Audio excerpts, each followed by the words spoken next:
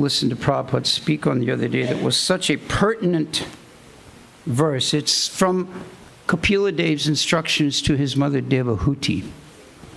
Srimad Bhagavatam, 3rd Canto, chapter 25, text number 23. Engaged constantly in chanting and hearing about me, the Supreme Personality of Godhead, the sadhus do not suffer from material miseries because they are always filled with thoughts of my pastimes and my activities. No miseries today. Absorb yourselves in the pastimes of Srimati Radharani. Om Jnana Timirandasya Jananjana Shalakaya Chaksuhun Malitam Yanatasmai Sri Guruve Namaha Mukam Karoti Vachanam Pangunam Jayate Girim Yakripa Tamaham Bande Sri Gurum Dinitarino Avanchakopati Dubhisya Kripa Sendubhahevacha Patitanam Pavanevyo Vaishnavebyo Namo Namaha Jaya Sri Krishna Chaitanya Prabhunitananda Sri Advaita Sri Gadadhar Shivasari Sri Gaur Bhaktivinoda Hare Krishna Krishna Krishna Hare Hare Hare Rama, Hare Rama, Rama Rama.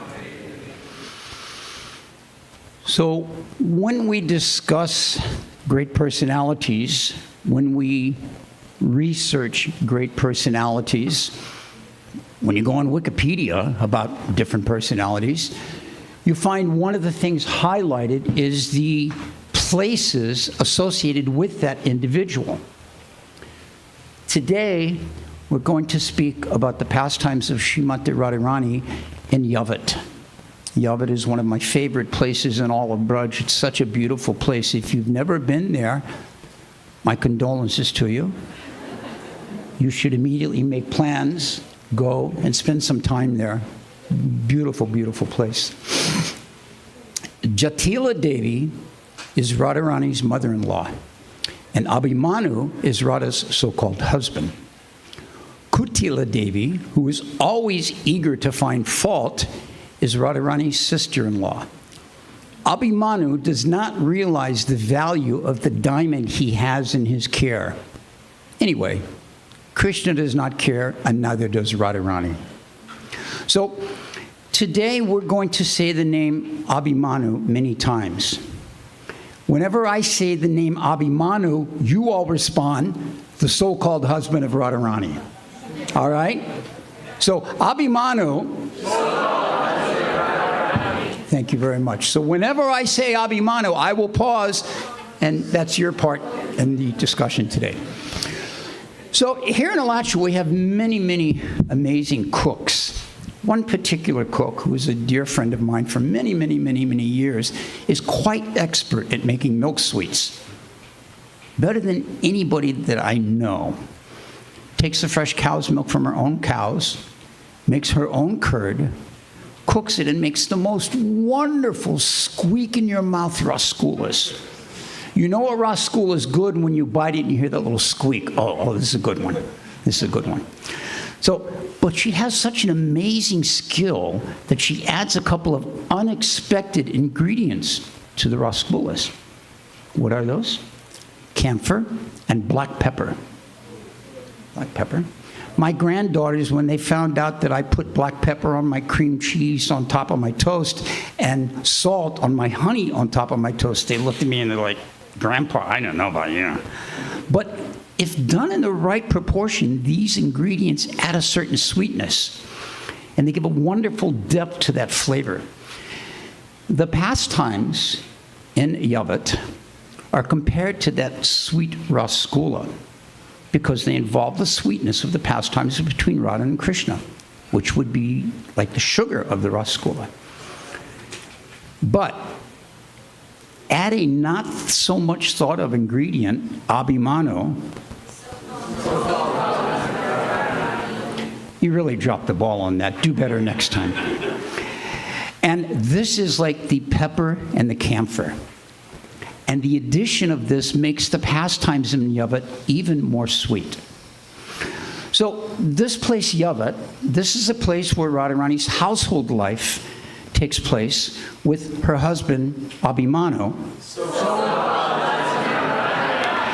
and his ever-attentive and watchful mother, Jatila, and even more so overbearing sister of Jatila, Kutila. These are the three main obstacles to the pastimes of Radha Krishna during her residence there in Yavat. And as we know, if you desire something and an obstacle is put in front of you, you become that much more focused to obtain that thing. So the main thing we should know about Yavat is that Radharani is always trying to get out, and Krishna is always trying to get in. Now, Vishwanath Chakravarti Thakur tells how the news of Radharani's marriage to Abhimanyu was spread. Krishna was in the pastures herding his cows, and one elderly Gopal walked by. Lala, please, take one laddu. Krishna said, oh, thank you. Oh, I like sweets. When I was a brahmachari in St. Louis, we had one bhakta there, Bhakta Jeffrey. Bhakta Jeffrey was eccentric, to say the least. Jeez, imagine that. Sorry. What? Can you read it? A white Chevy Silverado has parked. And a white Honda CRV. Go move your car if you got a white Silverado. Or a white Honda CRV. Or white, oh, I see, a white Honda CRV. No. Okay, so Bhakta Jeffrey, when we'd serve out the Maha, we'd get to him, he'd go, Krishna likes sweets, so give me a lot. Sure, why not, Prabhu? So Krishna very much enjoys his sweet. And he says, oh, where did the sweet come from? Oh, there was a big wedding today in Yavat. And as Krishna's biting into the sweet, he says, oh, who got married? And the elderly gopi says, oh, Radharani married Abhimanyu. Upon hearing this, Krishna spit out the bite of the laddu. Now, Yavat, like every place one might travel to in Braj these days, looks considerably different than it did during the time of Radharani's actual residence there. We're instructed that the truth of Yavat and the pastimes of Radha Krishna there are very sublime and concealed from the ordinary people. We pray to Srimati Radharani that we may never be considered ordinary people. By the good grace of Vaishnavas, Sadhusanga, and the instructions and writings of our acharyas, we're able to understand these pastimes by hearing about them, by speaking about them, by bringing them into our heart. So Yavat was built by King Brishabhanu. You may remember the other day when I gave class and I was talking about the jewels traded between Nanda Maharaj and King Brishabhanu, that Brishabhanu Maharaj was considerably more wealthy than Nanda Maharaj. So Brishabhanu, as a wedding present to his daughter, he built a place for her and her in-laws to live very happily. Now, of course, as any father, he would like that place to be close by, so that even in her married life, he would be able to have some exchange with her. Unlike if she lives in, let's say Australia. At any rate, so Yavat was built very, very spaciously and very aesthetically pleasing. Wide, broad walkways and alleys and palatial buildings. And now all of Radharani's girlfriends also lived in Yavat and surrounding like that. So, it was a very, very wonderful place. There were actually 15 different kunds surrounding Yavat. And in some of those places, most of those places, Radha and Krishna would have their different pastimes. Now, there's one particular kunj with kadamba trees that Radharani personally planted.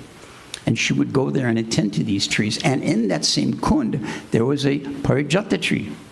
Where's my dear friend Pushpavan? A parijata tree.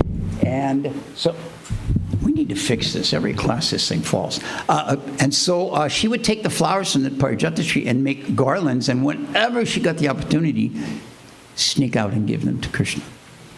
So one other thing that's appropriate to note today with what we just heard is that Yavat is the place where the Gopastami pastimes take place. So we have our cows here with their tails upraised, and everybody knows what it means when a cow's tail's up, the nectar. So, but because Radharani was forced to live there as the wife of someone other than Krishna, she saw Yavat, in spite of all its beauty, as a prison.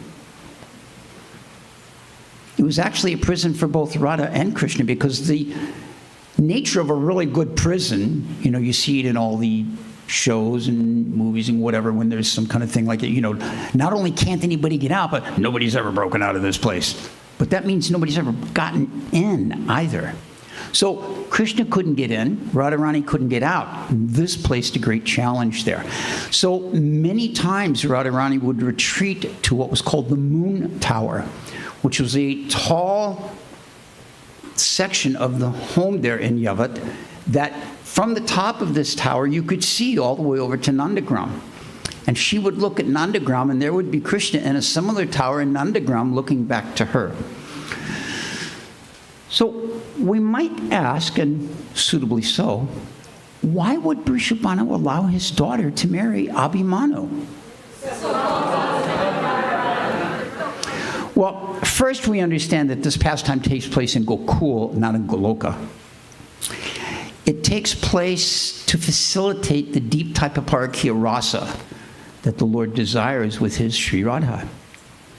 Radha, she herself never considers herself married, or at least let's say she never gives her heart to Abhimanyu. So actually it's just a facade of a marriage. Interestingly enough, Vishwanath Chakravarti Thakur points out that this marriage took place during the year that the cowherd boys were all captured and hidden by Lord Brahma, which means Abhimanyu, one of the cowherd boys, was captured and hidden. Krishna expanded. He was expanded as Abhimanyu. So actually she married Krishna in that sense. But the real answer lies in understanding the Svakya Ras, the wedded romance. And this isn't actually the highest type of relationship between Radha and Krishna. Instead, the Parakya Ras is desired by them. This is explained to us by Jiva Goswami. It's a subject matter that I'm not even qualified to talk about. But one additional factor here is we find a conversation with Purnamasi. This is given to us by Jiva Goswami. We find a conversation with Purnamasi and Gargi. Gargi, not Swargi, Gargi is the daughter of Sandapani Muni and the sister of Madhu Mangal. I was just sharing with Anuttama Prabhu earlier. There's a wonderful, wonderful book that was mentioned that many devotees aren't familiar with. It's by Rupa Goswami. It's called the Radha Krishna Gunadesha Deepika. And in that book, Rupa Goswami describes all the different personalities, their names, their relationships, who they are. He even goes as far as to give the names to all the pets that Radharani has, all the cows and dogs and parrots. And he even goes as far as to name what the rings are called and the nose rings and everything. It's a wonderful book. So this is how we understand this relationship of Gargi with Sandapani Muni and Madhu Mangal. So Gargi says to Purnamasi, who is it that arranged for the marriage of Radharani to Abhimanyu? I mean, who on earth would make such an arrangement? Because Radharani is exquisitely qualified in the extreme. And Abhimanyu is totally the most unqualified husband for Radharani. In fact, in our modern day language, you might say he's the guy that's got two left feet. You get somebody on the dance floor with two left feet and it becomes a disaster. So Gargi says to Purnamasi, who's the fool that arranged this marriage? And Purnamasi says, well, actually it was me. Oops, sorry about that. This is an understanding that Purnamasi herself made this arrangement. Now, Vishwanath Chakravarti gives a little more detail that one of the gopis was questioning Radharani on this point. Why don't you and Krishna just get married? And then people don't have to criticize you for being together. In fact, you would get to be together all the time. And then nobody would have any reason to criticize you. So why don't you just get married to Krishna? Radharani said, no, that wouldn't do. I don't want that. That would just be so boring. We would sit there and I would say to Krishna, oh, Krishna, I love you. And Krishna would say to me, oh, Radha, I love you. And I would say, oh, but I love you so very much. And he would say to me, oh, I love you even more. And it would just be so boring. There'd be no excitement. There's Radharani answering this. So she continued, our relationship is actually just like an excellent chutney. An excellent chutney, as you all know, because we have many experienced cooks here that make these, an excellent chutney is so hot, you can hardly stand to eat it, but so sweet, you can't resist it. So Radharani said, this is what our relationship is like. And the obstacles, they enhance that relationship. So therefore, this is why.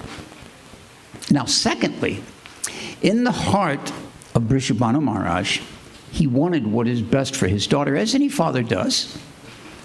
So in his innermost subconscious thoughts, he desired that Radha and Krishna to be together.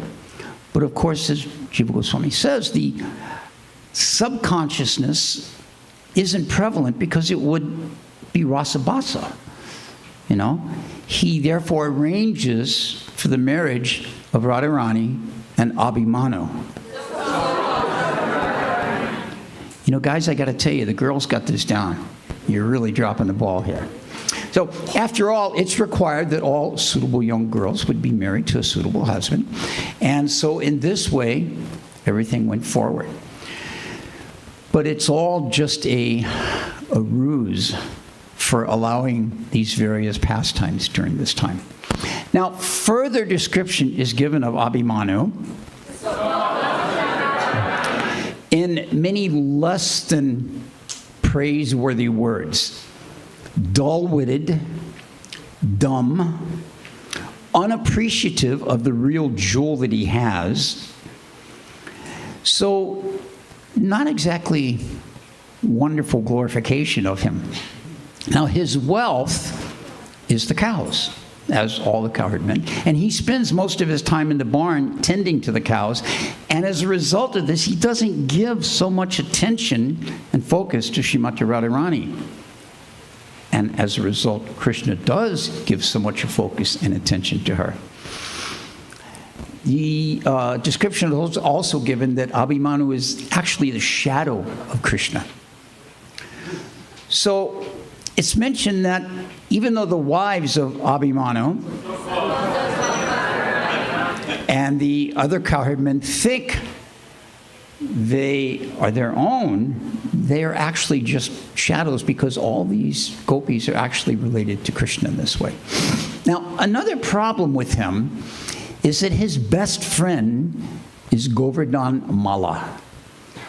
Do any of you know the name Govardhan Malla? Obviously, you have not read Shri Radha Krishna Gunadesha Deepika. Govardhan Malla is the husband of Chandravali. Now, we all know this name, Chandravali. I see faces going on. And he's also a loyal servant to Kamsa. So, as a result of this, he and his family are not so much in alliance with Krishna. And then additionally, we have Jatila. Now, there's an interesting thing about Jatila. We look at her name, Jat. Jat is a big pile of matted hair. And she has a very big pile. Now, when you have matted locks like this, they're always tangled up, and you take resin from tree bark and, you know, things like this and rub it all into it so it stays put. And it's very hard. And it's very tangled. And this is described to be just like the mind of Jatila. Very, very tangled up. And this is, you know, you've got this for the rest of your life unless you cut it off, you know. Now, additionally, Jatila's half blind. So, you know, she's a very elderly woman, half blind, got this big pile of tangled up hair, and she really represents the original mother-in-law. She's a very tough lady, very tough lady. And she's always endeavoring to make sure that Radharani is being the perfect daughter-in-law. And particularly, she's endeavoring to protect Radharani from a certain person, we all know who that is, who's always sneaking around trying to make an arrangement to meet with Radharani. We know from Srila Prabhupada's presentation of the Nectar Devotion and the Krishna book that Abhimanu's mother and sister, Jatila and Kutila, are actually very envious of Srimati Radharani. And they're always trying to stop the arrangements that she has. But her dear friends, gopis, are always trying to make the arrangements. There's all this conflict going on all the time. You can just imagine Jatila's thinking in this is that, no mother-in-law wants her daughter-in-law to be associated with an affair with another man. So, she's very protective in that. And Kutila is not much better.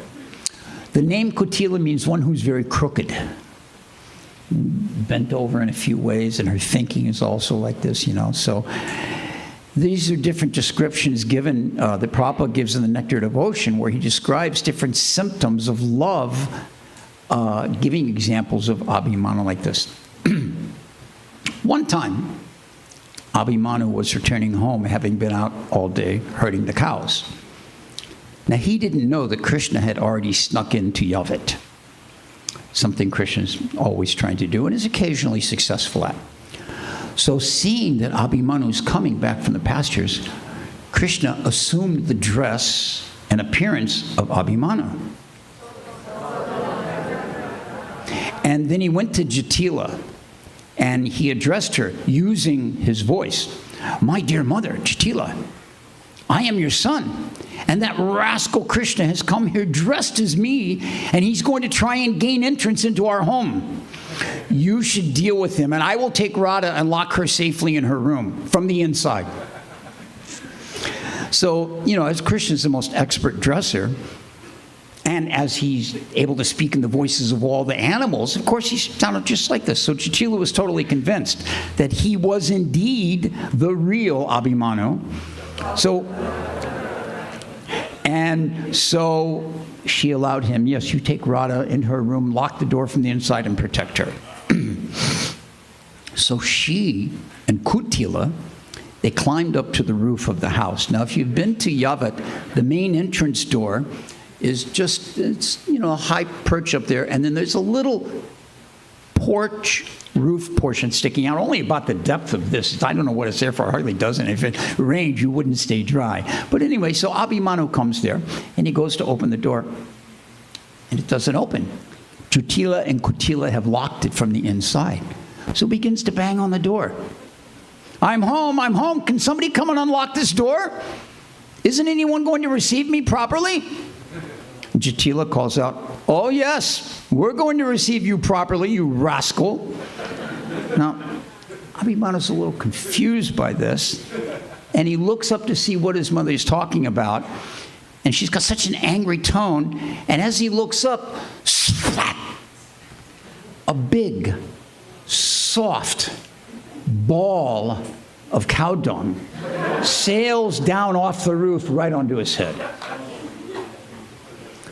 Abhimanyu looks at him, what?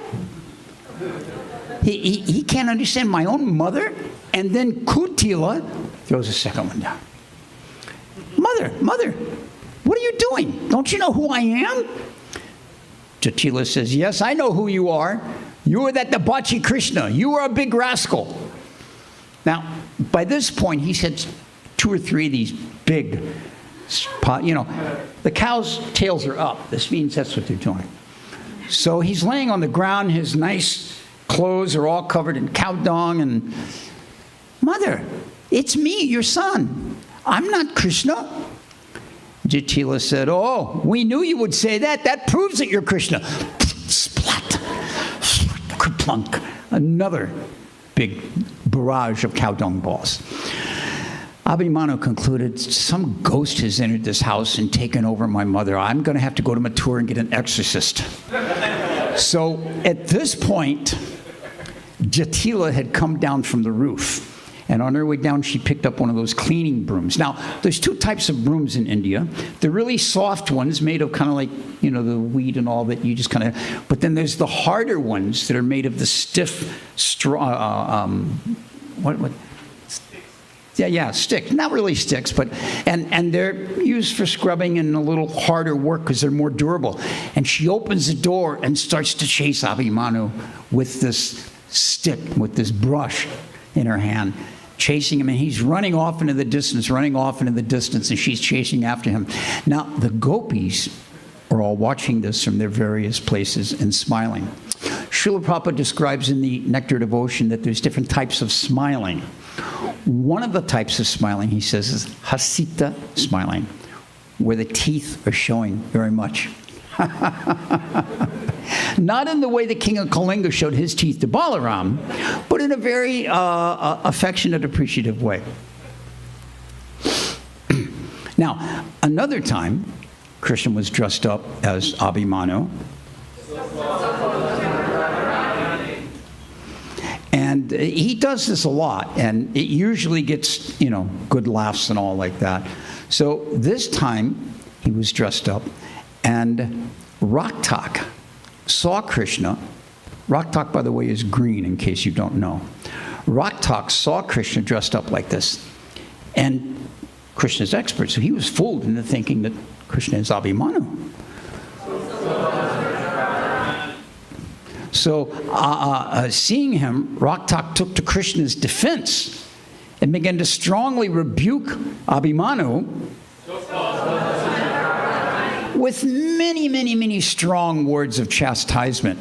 Now, I don't know Braj Bas, but I do know some friends who do, and I heard a few words which I would never repeat in the company of something, anyway. So we can only imagine the kind of words Raktak was defending his dear friend Krishna. And at any rate, after a bit of this, Raktak suddenly realized, no, wait. This is Krishna in disguise. And then he became very, very embarrassed. And he began to just perspire greatly.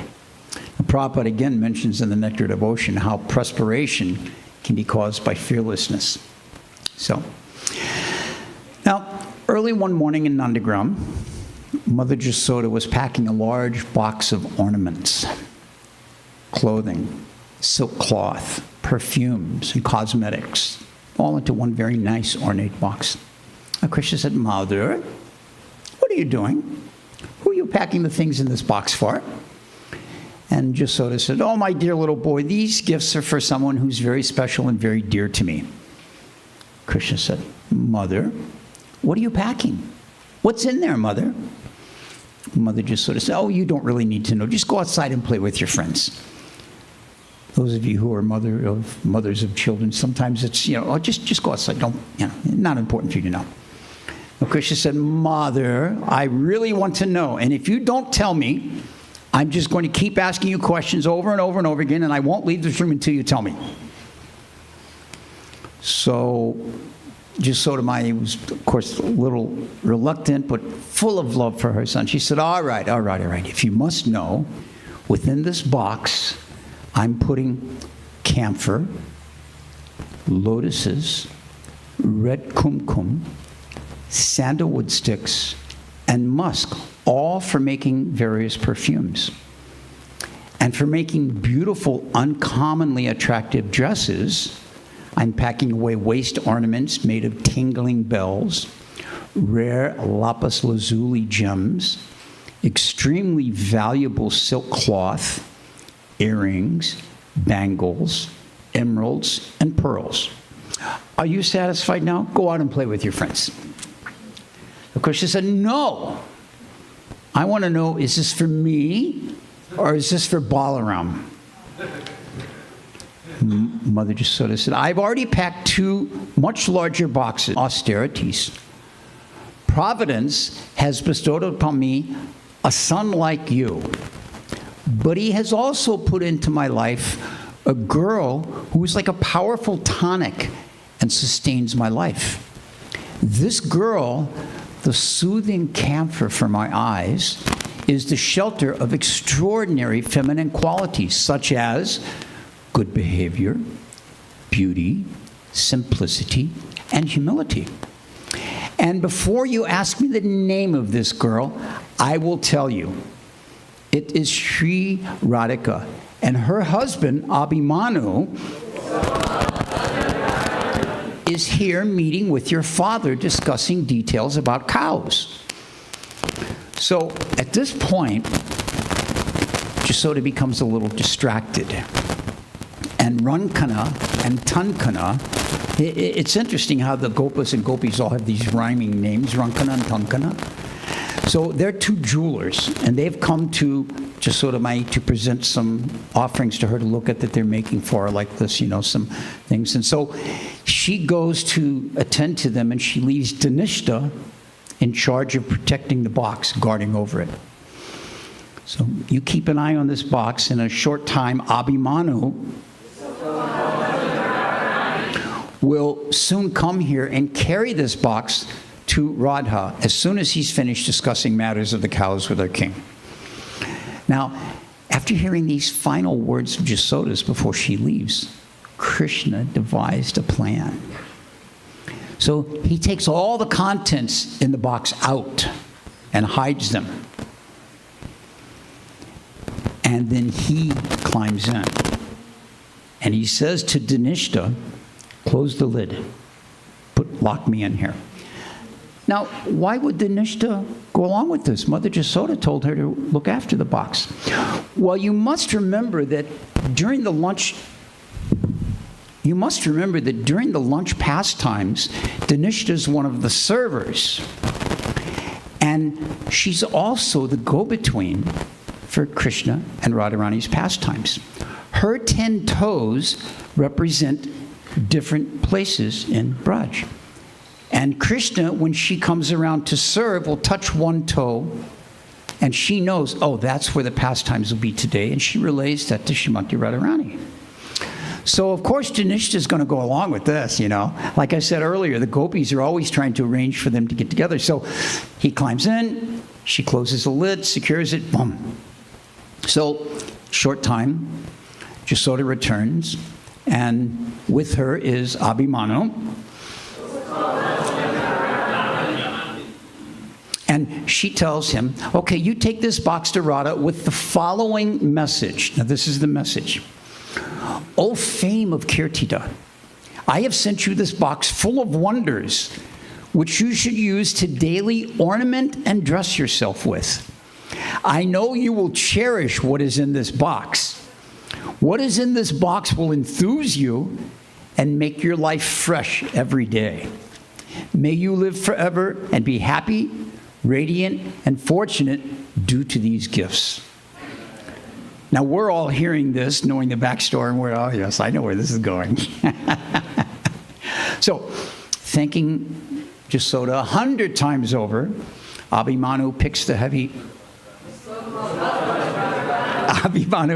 heavy box up and puts it on his head. And with some difficulty, he sets out on the long road from Nandagram back to Yavat, which isn't really that long, but if you're walking it with a heavy box on your head, it could be. Now, while he's walking, a strange thing happens to him. He feels himself filled with joy, an extent that he doesn't know where it's coming from, and his body begins to erupt in goosebumps. Horripilation, as it's technically called. And his eyes become a little moist with tears. And he doesn't understand why this is happening, maybe because he's about to return home and see his Radha. Of course, we know, and the Acharyas revealed to us, that it's because he's come in touch with the body of Krishna. Now, in the meantime, Krishna's inside the box, and he can barely contain his laughter as he knows that he's about to be delivered right into the hands of Srimati Radhika. So, breathless, Abhimanyu enters the house and calls out to Jatila, telling her about the wonderful gift and describing, as Jasoda Mai has to him, all the various presents that are in it. So Jatila reflects on the wealth in the box, and yes, this really is a very special box. These wonderful things will be a gift for my daughter-in-law and will be greatly pleasing to her. So she says, my son, your beautiful wife is sulking in her quarters. Take this box up to her immediately, and hopefully this will raise her spirits. So Abhimanyu carries the box indeed into the sulking Radharani. Her sulking is sometimes described as characteristic by the taking of the big toe and scratching the ground with the head face down. This is one of the ways that she sulks. Now, he enters the door and he's kind of teetering and tottering back and forth as he tries to get through the door, and he's got this box in his hand. And of course, all the cowherd girls are in there with Radharani. And as he enters, Radharani feels the left side of her body begin to twitch. Now, we know from the opening chapters of the Srimad Bhagavatam that the different bodily symptoms like this were perceived at the beginning of Kali Yuga and different things like this. So, this means something's, So the presence of this box in the room was perceived by Radha and the gopis as if the sun had entered the room itself. So Radha turned to Lalita and she said, my friend, my mother-in-law's house in which I live is like a prison. But why do I suddenly feel very happy, and why is my left side twitching? Just seeing this box brings me great joy and happiness. I can't imagine the happiness I'll get once I open it. Of course, we can imagine the happiness she'll get once she opens it.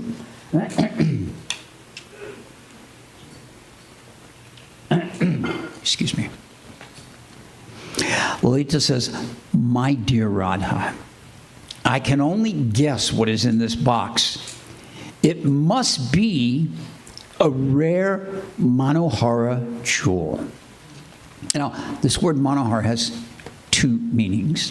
One is it indicates a very special, rare gem, and the other indicates the mind-enchanting Krishna.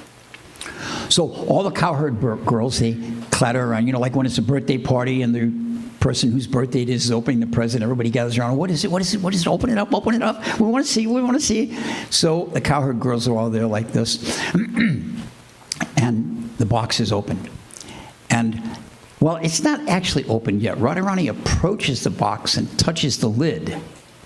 And as she touches the lid, an wave of blissful desire flows through her body, just like she was struck by a lightning bolt from a dark rain cloud. The Acharyas are so wonderful in their poetic descriptions of these pastimes. Radharani drew her hand back a little bit in shock. Now, Lalita is very intelligent amongst the cowherd girls, and she perceived this, and this made her a bit suspicious. But all the other girls are pressing in and pushing Radha, open the box, open the box, open the box. And so Radha grabs the box, the lid, unlatches it, and throws the door open. And the instant the lid is open, Krishna jumps out, throws his hands up in the air and puts his hands then onto his hips like this, and jumps right out of the box. And the gopis say, oh, well, what is this? What is this? Now, of course, Krishna is extremely, not just, but extremely pleased with his trickery. And after jumping out of the box, he goes around the room and very quickly kisses each gopi on the cheek. In a flash of an eye, it says. Now, having this rare opportunity to be in the private quarters of Srimati Radharani, he begins to look around. Check in the closet and pull the drawers open, and what's under here, and what's in this thing?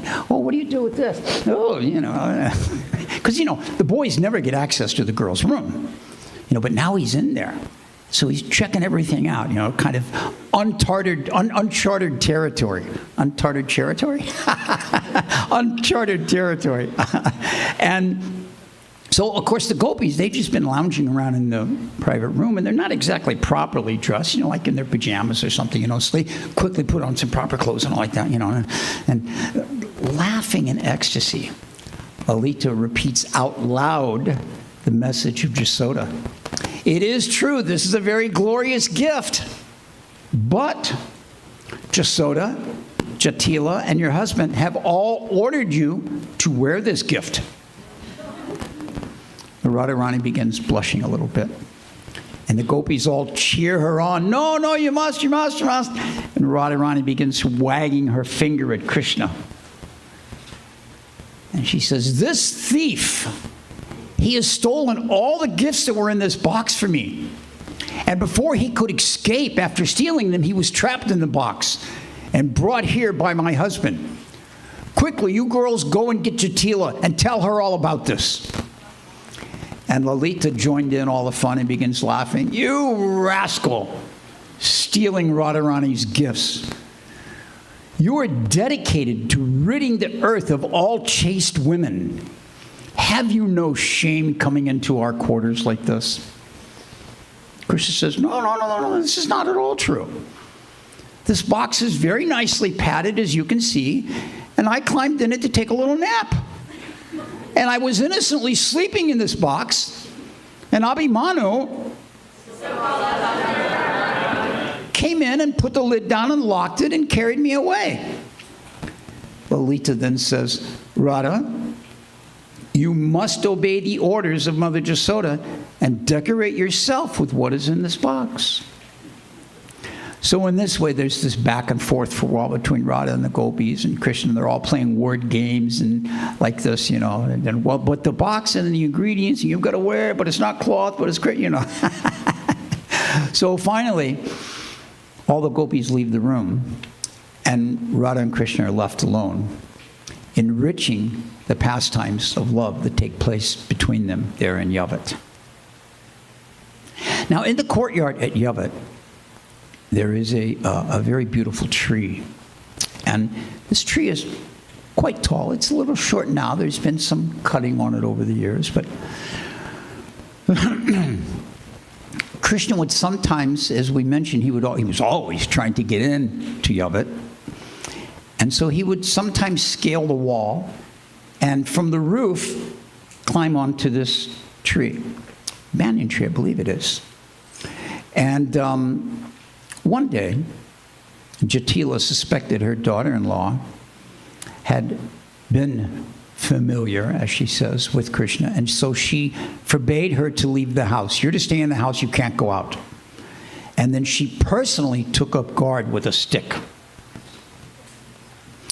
And this is when Krishna hatched this plan to climb up onto the wall and then into the roof and then on this tree.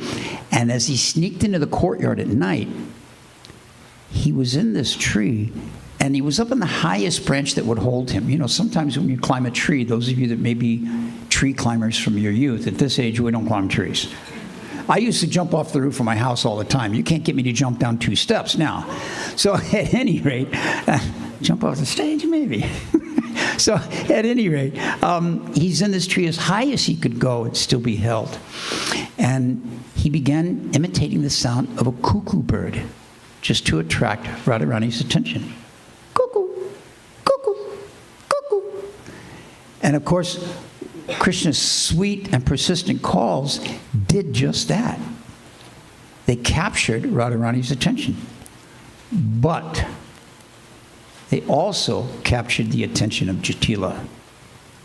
And she came out brandishing her stick, stood at the foot of the tree. Now remember, she's half blind. But she's not deaf.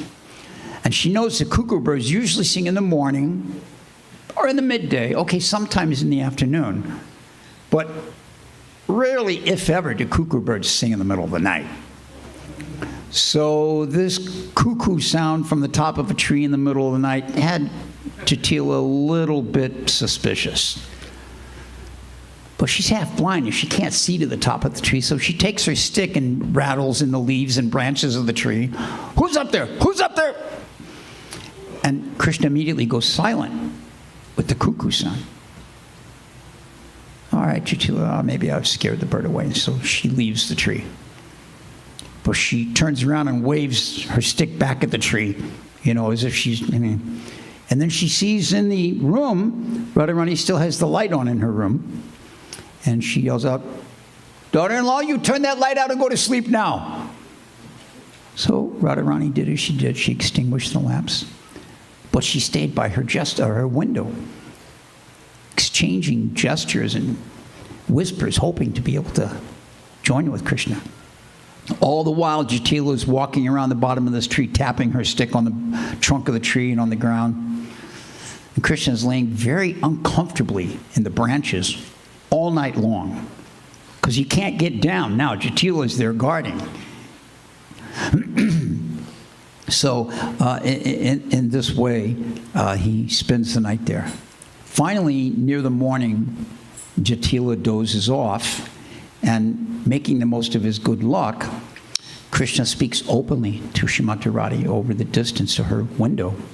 But as dawn begins to approach, he realizes Jatila is going to wake up any moment.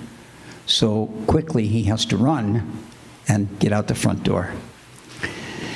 Now, in the morning, Abhimanyu who had spent the night guarding his cows, comes back to the house, and he sees his mother at the base of this tree asleep.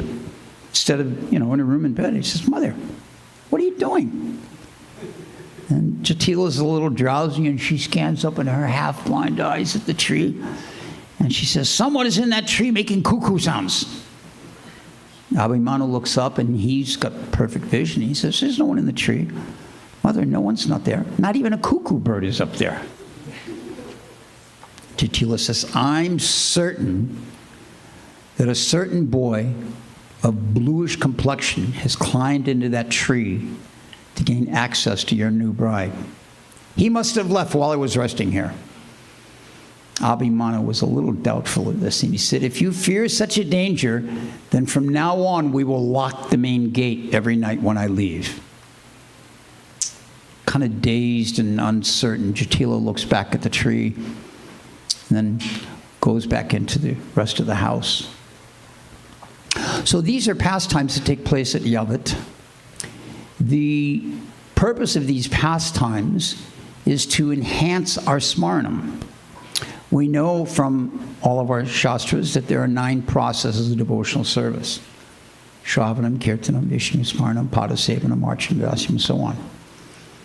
Prabhupada says all of these, or any one of them, can bring us to Krishna consciousness.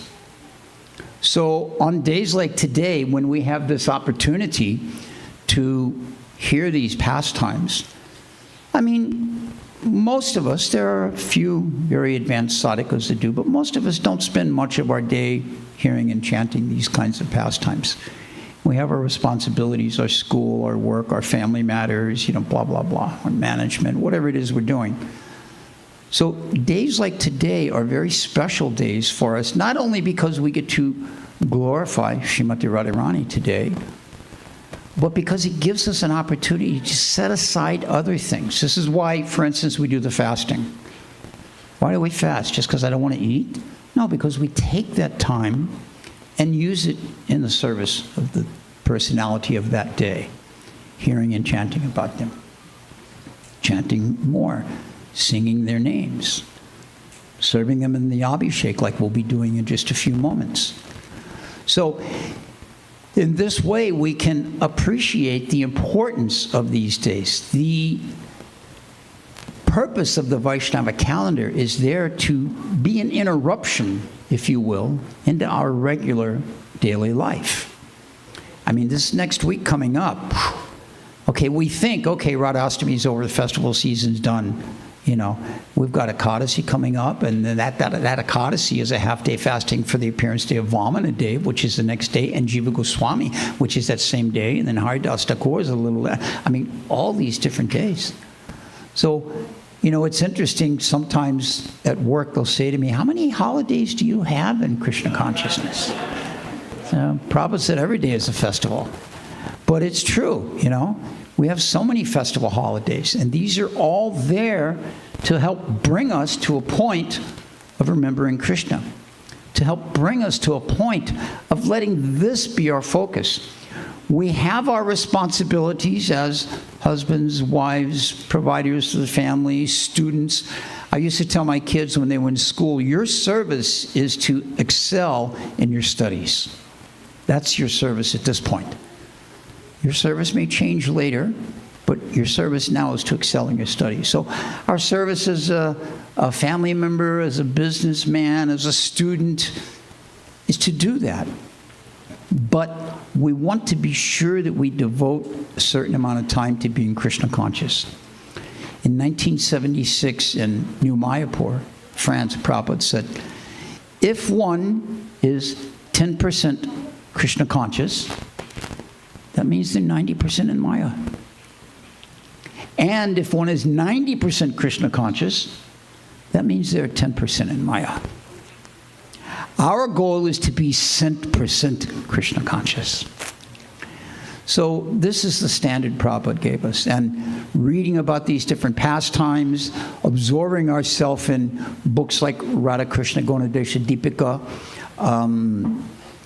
all of these different things are there to help us in that goal, to bring us to that point. So I'd like to close with this final prayer as our pujaris bring in all the different items for preparing for the Abhishek. This is a beautiful prayer to Srimati Radharani. I bow down to the marital home of Sri Radha. The walls of this house kept Radha from meeting Krishna. So she considered, even though it was the most beautiful of places, to be like a dungeon, and every brick to be a source of mercy. May we all eagerly keep these pastimes in our hearts and mind. Hare Krishna. Shri Shri Radhika ki jai, Radhe Shyam, Shri Yavat ki jai, Gaura Bhimanande. Hare Krishna. Thank you all very much.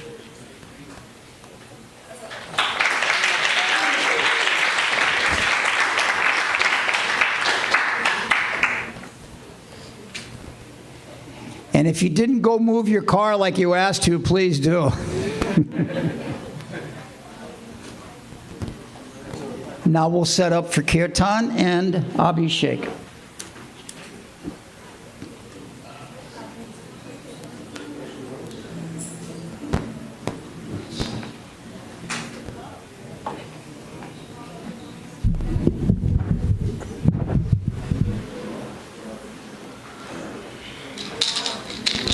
You have what?